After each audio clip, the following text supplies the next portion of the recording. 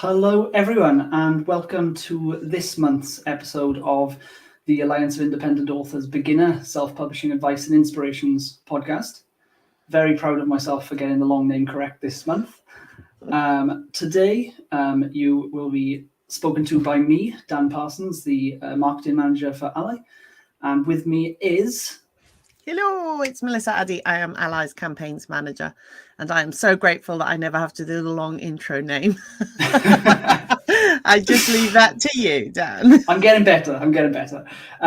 Today we will be talking about a topic that is quite prominent for lots of authors, regardless of the stage they're at in the journey, but particularly for new authors.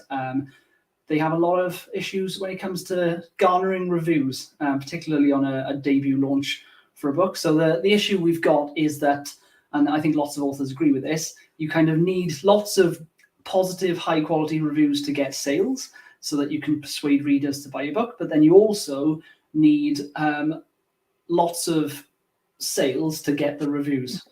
I couldn't remember which one I started with then, but that's, you know where I'm going with it. It's a really bad catch-22 that you get stuck in, and it drives all authors insane, because I think readers don't realize how much authors want the reviews, but you really need them. So I think a little while back, Written Word Media did a really cool survey, and the three things that most influenced a reader when choosing what to buy was the cover, which you have some control over, the blurb, which you have total control over, and reviews. And it's like you don't really have control over those, but there are many things you can do, and we're going to go through them. Yeah, so we will go through some actionable strategies today that you can use to get all manner of different types of reviews, because there are many different types. But first, I think we should probably set off with a little overview of Review 101, sort of how we get reviews, why we would want reviews, and general first principle tactics. So, Melissa, do you want to sort of kick us off with that? Yeah, so really, a review is providing social proof. It's saying that someone other than your mum thought the book was really good. We want our mum to say it, obviously, but it's to show that lots of people thought it was really good. So there's a few things that you want. You want to have nice high reviews. On the other hand, I do have to say this, a lot of new authors get mortally hurt if every review isn't a full 5 stars, which is a little unreasonable when you think of all the books in the world. Are you really saying that yours demands the full 5 stars? Also, it's not realistic. If I look at a page and all of it is 5 stars, it kind of makes me go, really?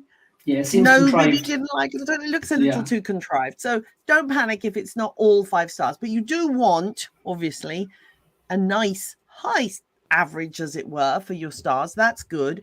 You also want lots, because the more reviews there are, not just the quality. It's no good having 3 5-star reviews. You'd rather have 30, 50, 100 that are, 4 point something, really, because that will look more realistic and be a good number that makes people go, wow, a lot of people have read that and like it. So that's important. I think what puts off a lot of readers is they're afraid that they have to write some sort of essay, which I have a couple of people who write essay length reviews for me, and I'm so grateful to them because they're just so kind to take that amount of time and trouble and effort into it. So I really, really appreciate them.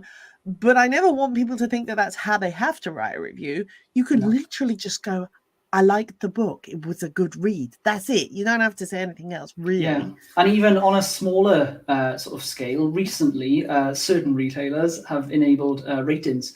So, some readers may not leave a review. They leave a rating. Yes, and that's equally fine, because some readers who go to buy a book, they don't necessarily take a deep dive into all the reviews and read all the sort of in-depth information of what other people thought. They just see the average of what all the reviews and ratings are, and that is what they use to sort of build their opinion and then go straight to the buy button.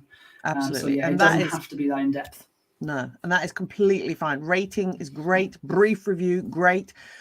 For the ones that write the fabulous long essays, we are eternally grateful.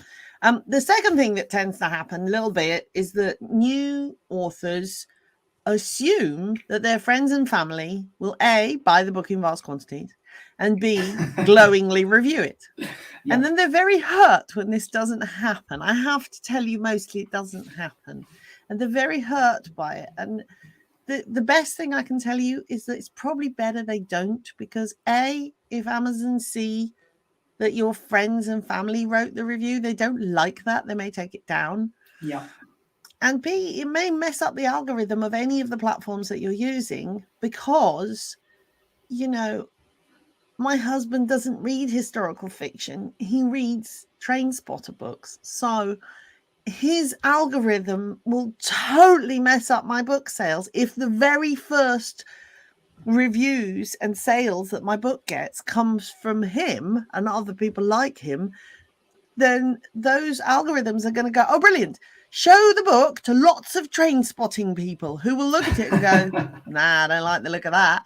So actually, your friends and family may not be the best place for you to go to. Yeah, so, and also you can't necessarily rely on them doing it twice, because as someone who started this a few years ago, people that you know are very, very supportive on book one, and they, you know, some people will actually leave reviews, but then when you get to book two, they're not quite as excited because the novelty is gone. Yeah, I know. So you can't rely on that as a long-term strategy either.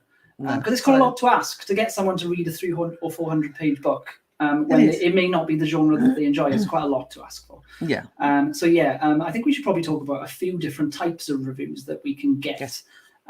So as far as the industry is concerned, there are 5 major types of reviews.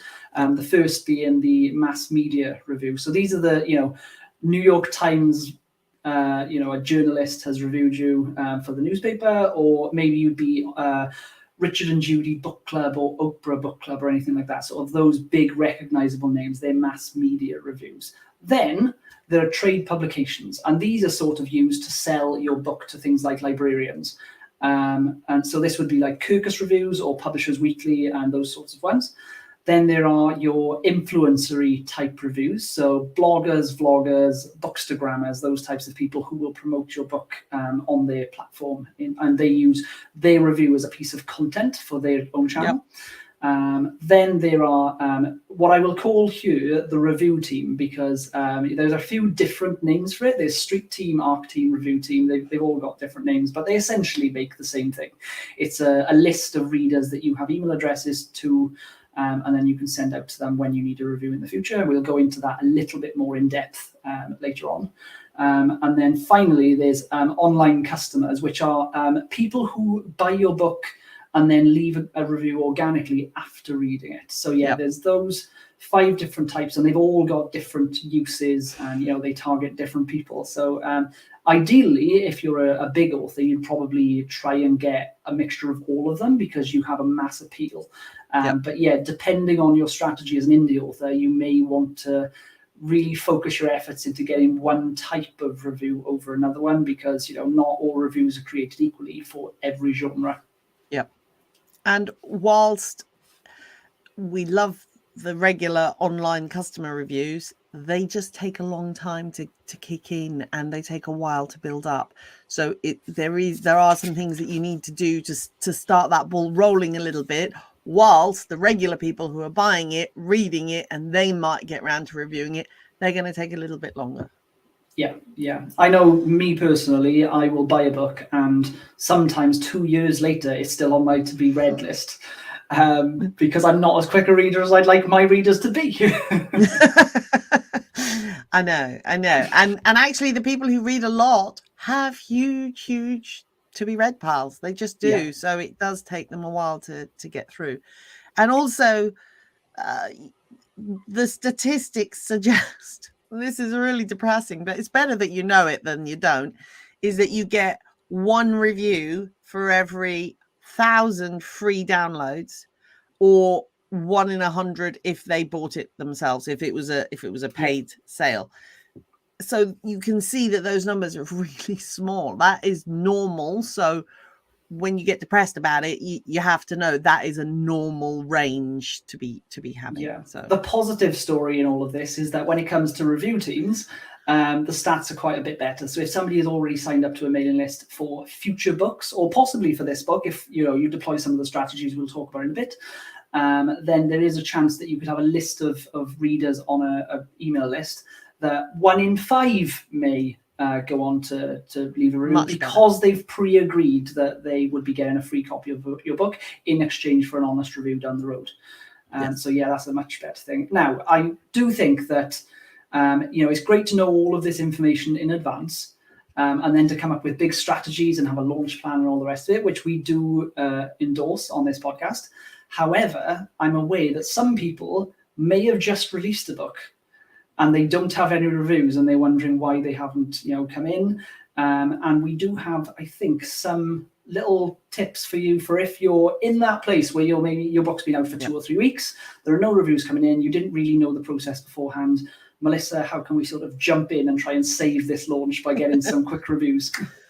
Okay, so one thing that I would suggest is just double check in your file that at the end of the book you have asked for a review. We did mention this in previous ones when we were talking about formatting your interiors, but it honestly makes a difference to ask for a review. So my first books, I never asked for a review. The book where I put that in, it got 6 times more reviews than any of those previous ones in the same period of time. So it makes a big difference. So that is because you've self-published, you can change your files anytime you want. Make sure that that's in there. If it's not, go back and put it in. So that's a starting point to just be encouraging people, because readers don't realize, they don't know you're desperate for a review. They just go, oh, that was a lovely book, put it down, and that's it. And they don't go, yeah, exactly. But they don't know how much you would like the review. So that's one important thing. Yeah. Next thing is you're going to go and start looking for people who review. So there are various things you can do, like you can go and look on Goodreads and Amazon to find out who review books in your category and are known for doing that, putting good reviews, obviously enjoy that category and write nice reviews. And you can contact them directly. Some of them have contact details. You can contact them directly and go, would you review my book? I've got a free copy ready, everything, all nice information about the book and all of that. Although you are desperate, try not to sound too desperate. It's hard to keep the desperation out of your voice. Try not to sound too desperate. Also, although you want the reviews quickly, I have always found that it's much, much better to go in there and say, whenever you have time, whenever you could fit me in. Because if you go in there going, and I need it hello, by next week, they're just going to completely be put off you, and they won't have time next week. They've already planned all sorts of stuff. So just go in there with whenever you could fit me in. That's much more likely to get a good response. Yeah, I think a good sort of middle ground to do, which is what I use, is say, this is my ideal window if you could. So, could you do it in launch week? But if not, I understand that everyone leads busy lives and just get around to it as soon as you can. Yeah. But yeah, if you just give them a general time frame for what you think would be, optimum for you. Some readers are very conscientious and they know lots of authors, through mailing lists and things like that, and they like to actively help them as much as possible, and they are the best kind of readers. But not everyone can commit to that because people have jobs and lives and families and all the rest of it. So it's just not that easy. Absolutely. Now, other than looking at your own readers in this sort of little social circle, there are services that you can use. There are lots of different services that you can use. Now, I must be clear, you are not buying reviews by going to these services. What you are doing is buying access to the database of readers who like to review books that these services provide. So you will pay X amount per month or X amount per book launch, and then they will sort of promote your book to lots of reviewers who like your genre. And then the idea is some of those reviewers will then pick up the book, and some of those, a smaller number, will then review the book. So you could pay, $20 a month or something, and then when you launch a book, you can get anywhere between 5 and 500 reviews from some of these services, depending on the genre and how many readers there are available for you. Some of the ones that are sort of bandied about are things like Booksprout and Book Sirens and NetGalley, which is quite a big trad pub one. And there's lots of other ones. For audiobooks, you've got Audiobook Boom and places like that. But yeah, so it's not just a case of you doing lots of very laborious work, sort of private investigating different readers on Goodreads to try and find out who wants to read your type of book. You can just go to services that already have this information collected, and then they will do the work for you. Yeah. And as you say, you're not paying for the reviews. What you're really paying for is kind of the logistics of finding those reviews. And they don't all review. So, but the percentage of them goes up spectacularly compared to your regular readers, because they are on that platform because they're interested and they are keen to be part of that reviewing process. Yeah, and equally you can do a similar thing, but with we mentioned trade publications. You can actually apply to be picked up by trade publications. So you may see them in magazines and think and go, that's a really cool review, I wish they'd review my book. They can. These companies are available for hire. They will give you an honest review, which is the moral way to do it. But you can pay to have them, have someone in the office review your book. But like I said, the review may not be the review you want, but at least there's a chance, and then you can use it in your marketing if it's a favorable review. If it's not, you can just choose not to use it, however you want to go about doing it. One thing I will say is those sorts of editorial reviews are sometimes worth it for particular types of books and sometimes not, and they can be quite pricey, depending on what company you go to. So if you write literary fiction, like probably Melissa, it'd be more something that's more useful to you than me doing comedy zombie books. Yeah. I personally, I don't even pay for those ones because they're really, really expensive. I tend to, on the whole, I think to myself, so people talk about an editorial review. And to me, what an editorial review is, it's someone who has reviewed the book who regularly reviews books. So it isn't just one reader's opinion. This is someone who sees a lot of books and they're judging you by probably quite a high standard. Therefore, that review has a little bit more kudos, a little bit more status in the eyes of the reader.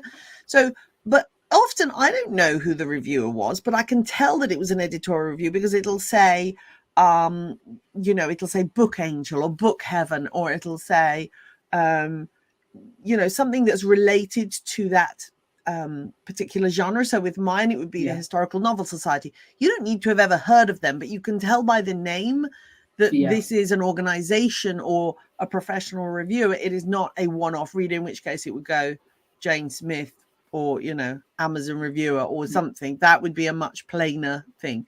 So I do think that it's worth seeking out in your own genre, in your own category, who are the reviewers that tend to review those, because even if they're not a massive famous name, it is usually clear by the name they use that this is an editorial review, not just a regular reader's review, and it has more status because of that. But you'll have to make up your own decision based on the genre that you work in, and maybe look at some successful comparable titles to yours just to see what they are doing, because if they're not using it and they're very successful, then the chances are you don't need them. Now all of the things that we've mentioned so far, all of these tactics and strategies, they tend to be one-off sort of shots that you can either pay for or do yourself, things like that. However, as both of us know, Melissa, the pros in the industry who build these massive author platforms that sort of like run with this huge reviewer engine behind them, essentially, they have a very different strategy. And they will, build an infrastructure under there. I'm using very vague terms to sort of lead you into the details. You're prompting me. So what they tend to do is have what they call a street team or an ARC team or a review team or whatever. They have a name for it usually. And what that would be is a selection of readers. And this may take a little while to build up, but it's a selection of readers who like your books, who have committed to being as part of this team. And you will put them on a slightly different mailing list. So you have your main mailing list. Here's all my readers, how lovely, whatever. And here's another separate mailing list that has this particular group on them. And this group have agreed that they will read your book in advance. So as you're coming into the home straight of publishing the book, they will read that book and prepare themselves to review it on the review day. And this is an extraordinarily common practice in traditional publishing, which is why when a traditional book gets published, you'll see it come out, and then on the same day, apparently 500 people read it and reviewed it. That's not the case. What happened is 500 copies got sent out in advance. All these people read it, and then they've been told on the 15th, 16th, whatever your launch date is, please review. And they'll get reminded on that day to go and leave a review. They've already read the book. They don't need to go and buy it now and read it. That would be impossible. They're going to just put in the review that they've already got prepared. Yeah. So one thing I will say is with the logistics of the newsletter scenario. So there is your main mailing list, which may, if you're a few years into the author journey, you may have 10,000 people on your mailing list. But then the review team or ARC team, whatever you want to call it, they will be an inner circle of readers. So they may also get all of your main mailing list emails. Yep. But they are just sort of this inner circle who also gets these secret little emails telling them there's a book available to download now in advance, which then, that wouldn't go out to all of your readers. So you tell these people this little download snippet here, they go and buy it in advance and read it. And then when you launch it to the rest of your readers, it's new to them. Yeah. But they haven't agreed to review in advance. So obviously it's a different tiered system. So you have this particular group, you would email them perhaps 2 weeks before, a month before, if you're very kind and very, very organized. And you might go, okay, the book is now sat on BookFunnel, for example. Here's the link. Go collect it. You read it. The launch date's going to be on this date. And then you would remind them again and go, by the way, we've got 1 week to go now till launch. And then you'd remind them on the day and go, it's launch day today. If you could go and put your review, that would be great. So then what you have is a book will launch that's brand new. And all of a sudden, ta-da, it already has a whole lot of reviews next to it. So it gives it a huge kind of kick forwards, because new people coming into it go, oh gosh, it's already had so many reviews, it must be very, very popular. They don't really think through, how can it possibly have that many reviews on day one? Doesn't matter, it looks good and it gets it off to a really nice kickstart.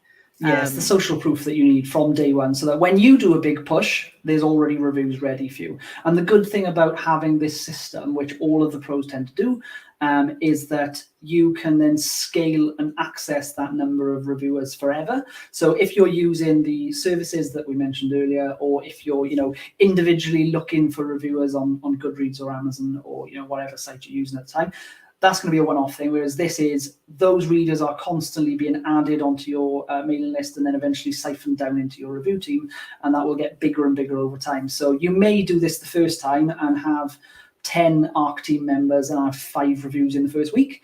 But then, a few years into the process, there are some authors that have, 800 ARC team members and they get 500 reviews on day one, and it seems impossible, but that's what you can do when it scales. Because the more you have there, the more success they can give you down the road, and then the faster the momentum picks up, so that list keeps getting bigger. So yeah, that's generally how it works. Now, the logistics. Oh, Melissa, go on. And also, with those readers, that those are very committed readers who enjoy those books. The chances of them not liking your new book are pretty low, because they've been through this process with you a number of times now. So you're starting off with the group that like it the most. And what tends to happen with reviews is, if there are 10 reviews, 5 of them are 5-star and 5 of them are 4-star, it'll drop quite low towards the 4-star.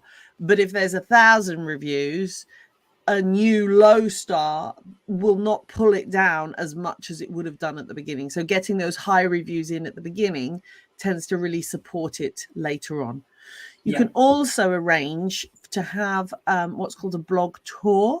And that's where a person will coordinate for you, because they have contacts amongst all the bloggers. Must stop drinking the gin.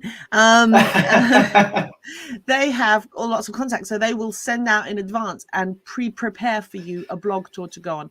And if you do this in advance, you can arrange it to go on your launch to kickstart the book, and that will give you the editorial reviews. And on platforms such as Amazon, there's a separate section that you're allowed to add those editorial reviews into yourself, where you say, bloody, this moving and wonderful debut from blah, from such and such a reviewer. And you can put that into the editorial review section, which is given more kudos, if you like. Yeah. So all of these things, you can do them, and it's quite like a big push, and you can be very intentional about doing it. In the same way with the mailing list, you can sort of grow that quickly for the ARC team with like pay-per-click advertising. Would you like this free book? How about some more? That sort of thing. And you can do it quickly like that. Or if you just put the link in the back of your book, get a few people to buy it who are already interested in that genre. And then eventually they'll sort of drip through the back of that book onto a landing page on your website. And it'll just sort of auto build. It'll be much slower without you intentionally pushing everything. But if you just set up that infrastructure where you've got a landing page on a website, a reader magnet, which is a free book that you give away, which people can access also through the back of your books. They can join your mailing list that way. They'll get books delivered to their email through BookFunnel, which is the service we mentioned earlier. And then obviously you've got your review team process. So every time you bring out a book, you tell them about the book in advance to give them a free copy, and then you ask for a review around the launch date, and then maybe remind them later. But you don't want to go on to that too much, because not everyone will review, and if you keep pushing them, it'll only drive them away and they won't come back for the next book. So you want to make sure that you're staying on top of this. Now, knowing all this, there is an ideal strategy for where all of these reviews come in terms of order and logistics and how they fit together, what dates you need to send out to people on. Do you want to mention a little bit about that? Yep. So if we've got the time to plan it in advance and do this the right way, as it were. Also, this may not be possible straight away on your first book, so don't panic about that. But as you go forwards now and you're thinking about building your mailing list and everything, these are the way you can build reviews to happen quicker with every book, and it should get smoother with each book as you go along. So the first thing that you're going to do is you're going to send out those advanced reader copies to your editorial. And if you have celeb reviewers or anything cool like that, then that's your people at the time. You're going to send that out like 30 days before a launch. So you're giving them time to read that, because they've got to be able to fit it in.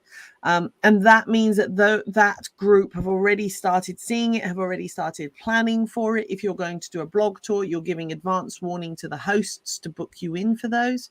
Yeah. You've also got time from those people for if they want to give you a review early, because they've got so much lead time. You can then put that on the cover of your book, which is different to what other people would do as regular reviews. Absolutely. Then you can start sending out to your review team members. So your actual advanced reader team, maybe between the month and 2 weeks, depends how committed they are and how much time they've got. I always think the more time you can give them, the better, because life. And then people have got to try and read and get it all ready, and you want them there ready for it.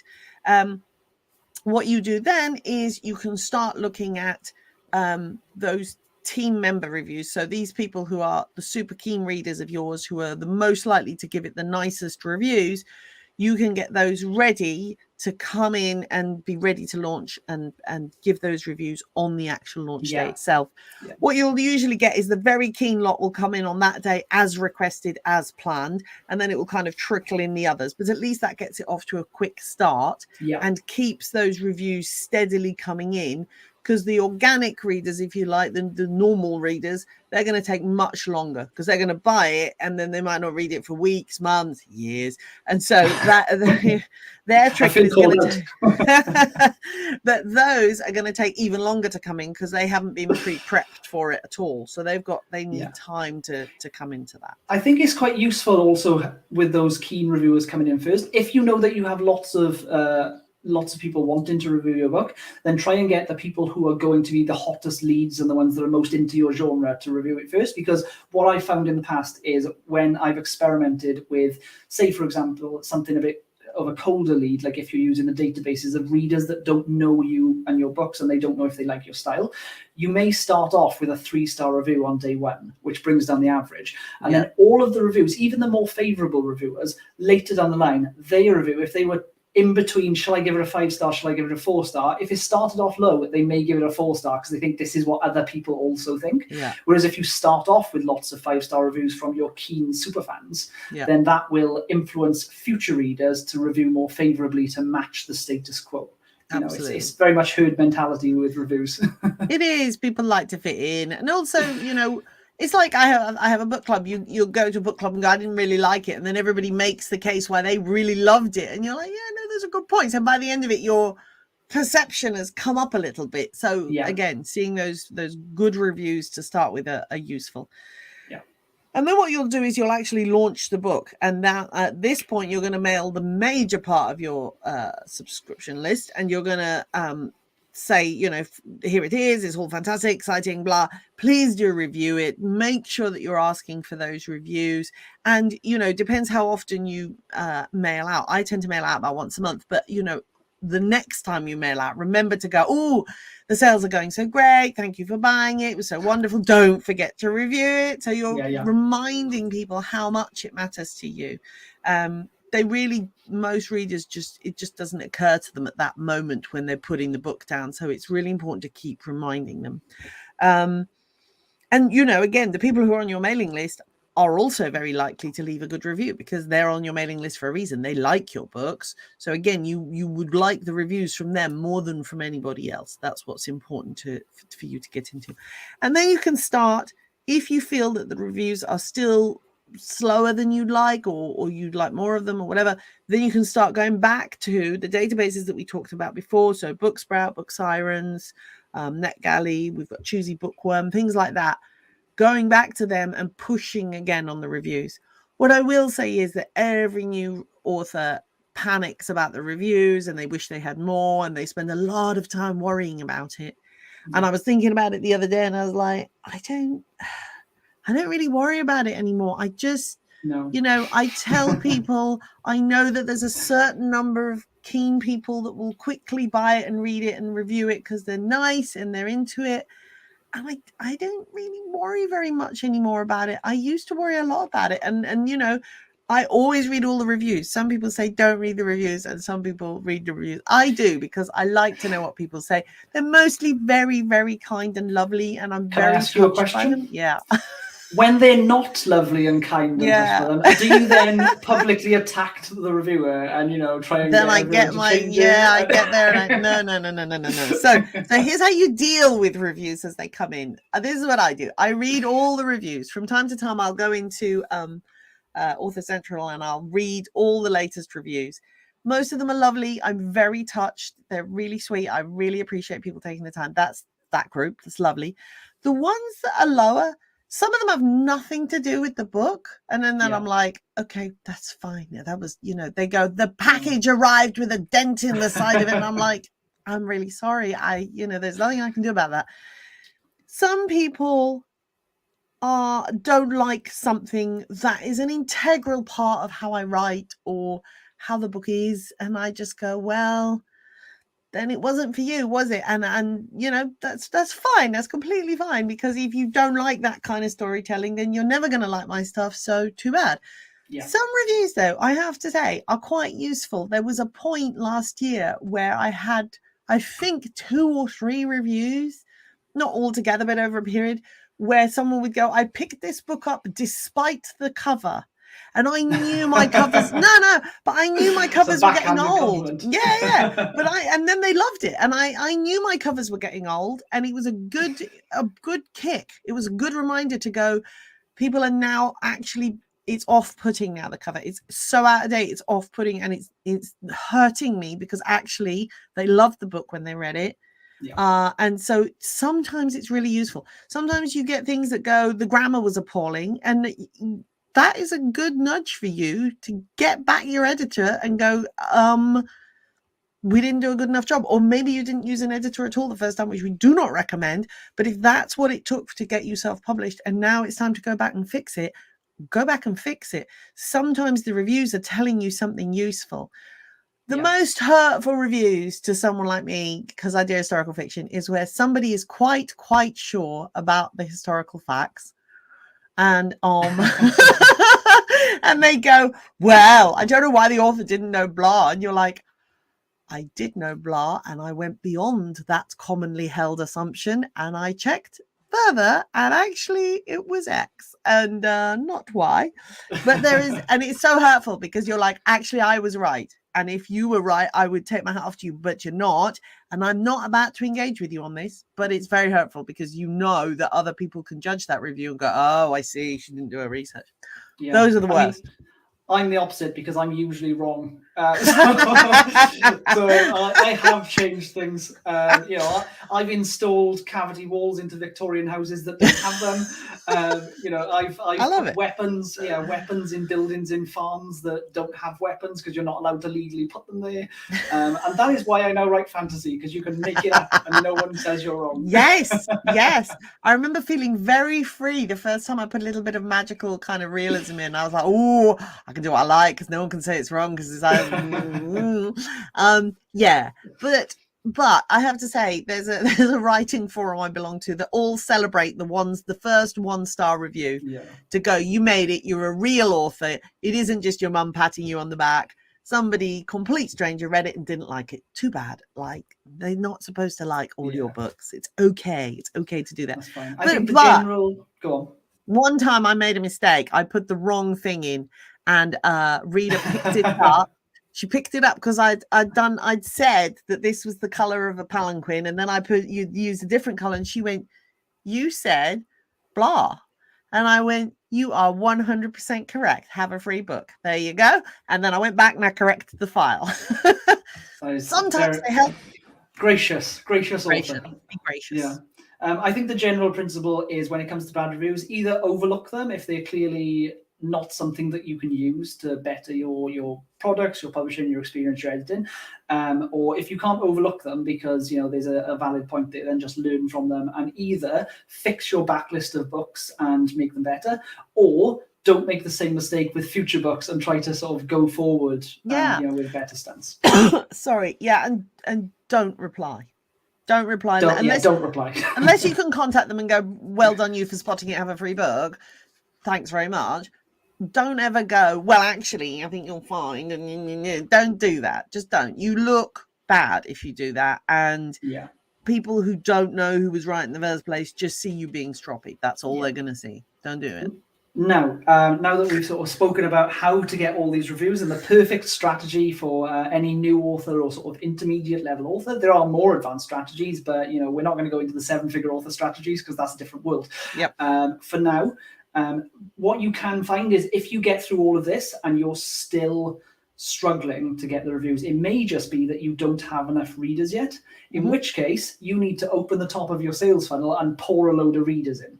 Now, the way you can do that is there are discount promo sites for ebooks. If your ebook is reduced to 99 cents instead of $4.99 or whatever, you can then say it's 99 cents on this day and organize loads of newsletter promo sites to push it and say, "Everyone go and buy this book. It's 99 cents today."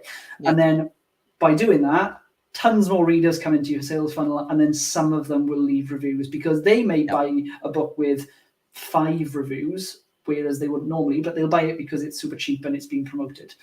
So that's just one way to get over it. So what you're doing really with those promotional mailing lists is you're kind of borrowing the big numbers of someone's already set up mailing list while you build yours. So whilst yours is still on 500, 1,000 people, they've got 100,000 people. So you are basically speeding up the mailing list process by sending out to those readers who hopefully will then join into your mailing list. You can bring them over into yours, which will be great. But in the meantime, you're speeding up that process of bringing in new readers. Yeah, and if none of this works, then it may be something to do with your cover or book. But then you would be getting bad reviews, and that would be an indicator. So not getting reviews, like you say, really is down to the statistical numbers. So remember that we're looking for about 100 people to read the book in order to get 1 review. So if you remember that, then yes, bring in a lot more readers. So long as the reviews coming in are good, that's a good sign. And again, don't panic about it. Write the next book, get on with the next thing, and the reviews will trickle, and it will get easier over time and quicker over time. Yeah. Now, today, I think we have covered pretty much everything that we wanted to talk about. Do we have any further resources that people can check out if they want to sort of go a bit more in depth? We do. So a couple of things we're going to do with the reviews when we have them. We can put them into marketing copy. So in our adverts, we can put them on the book covers. So I just redid all my book covers last year, thanks to reviews, and put what they call puff quotes on the front, which is basically the editorial reviews, just to kind of nudge people along. Don't forget to take editorial reviews and put them onto the platforms and the sections that you're allowed to put them onto. Use them on your website, use them on your banners, on your social media. I saw a fantastic one once, which I think I'm just going to rip off someday, which was basically it was someone's Twitter header, and they just filled the whole thing line by line of text as if it was like a book with review lines. So it was like moving and wonderful, magnificent something, extraordinary research and insights into something. And all you were reading was just review after review after review. And I was like, that is pretty clever. I like the way it looks. So turns out they're not an author. They just put in reviews of themselves. Magnificent human being. Yeah, that kind of thing. That would be good. Yes. Okay. And so further resource recommendations. I'm going to look at my list.